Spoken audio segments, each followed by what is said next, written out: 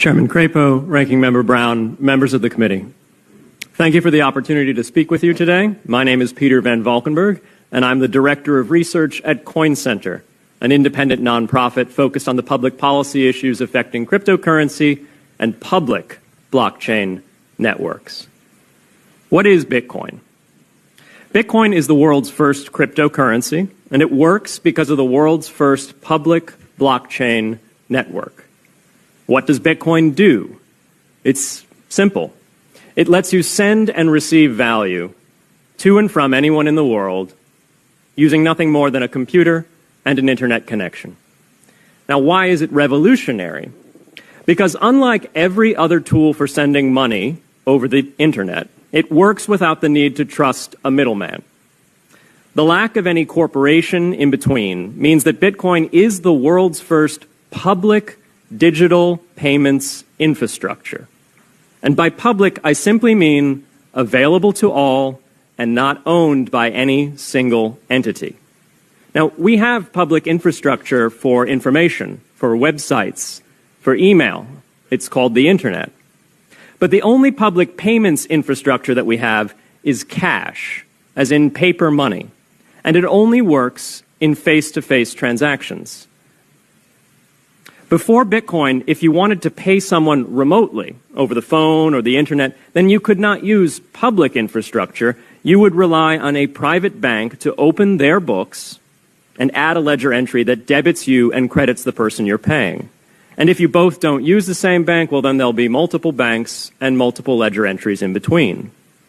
With Bitcoin, the ledger is the public blockchain, and anyone can add an entry to that ledger, transferring their Bitcoins to someone else. And anyone, regardless of their nationality, race, religion, gender, sex, or creditworthiness, can for absolutely no cost create a Bitcoin address in order to receive payments digitally. Bitcoin is the world's first globally accessible public money. Is it perfect? No. Neither was email when it was invented in 1972. Bitcoin's not the best money on every margin. It's not yet accepted everywhere. It's not used often to quote prices, and it's not always a stable store of value. But it is working, and the mere fact that it works without trusted intermediaries is amazing. It's a computer science breakthrough, and it will be as significant for freedom, prosperity, and human flourishing as the birth of the internet. And Bitcoin is just the beginning. If we can replace private payments infrastructure, then we can replace other private choke points to human interaction as well. Now, why should we want to build more public infrastructure? Why should we embrace blockchains over corporate intermediaries? Why should we tolerate their inefficiencies and work to make them better? Why should we want the pioneers of this technology here in the United States and not fleeing overseas? A simple reason. Because the corporate intermediaries providing today's critical but privately owned infrastructure are becoming fewer, larger, and more powerful, and their failures are increasingly grave. So roughly half of all Americans, 143 million people, had their Social Security numbers exposed to hackers because of a breach at Equifax.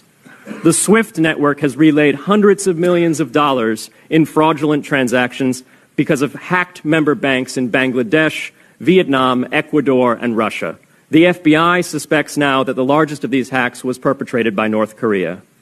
Corrupt, low-level employees at an Indian bank, Punjab National, were able to fraudulently certify SWIFT messages stealing $1.8 billion.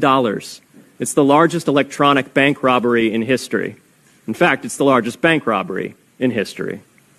In October 2016, an estimated 1.2 million internet-connected devices were hacked and turned into a botnet that for several hours made prominent websites unavailable across Europe and North America, including CNN and Fox News, the New York Times, and the Wall Street Journal. Increasingly, physical machines are being connected to the internet to augment their capabilities. They're wired through servers that are owned and maintained by private and trusted intermediaries, the so-called Internet of Things. Pacemakers from St. Jude's Hospital have been hacked. Baby monitors from TrendNet have been hacked. And Jeeps from Jeep have been hacked to the point where they can be remotely commandeered and driven off the road. Now, those vulnerabilities are inescapable in systems that have single points of failure. It doesn't matter if the point of failure is a corporation or if it's a government. There shouldn't be a single point of failure. Similar choke points existed before the internet. If you wanted to deliver a message, you'd have to go through one of 3 television broadcasters or a handful of newspapers. Private corporations are essential, but no critical infrastructure should rely on 1 or 2.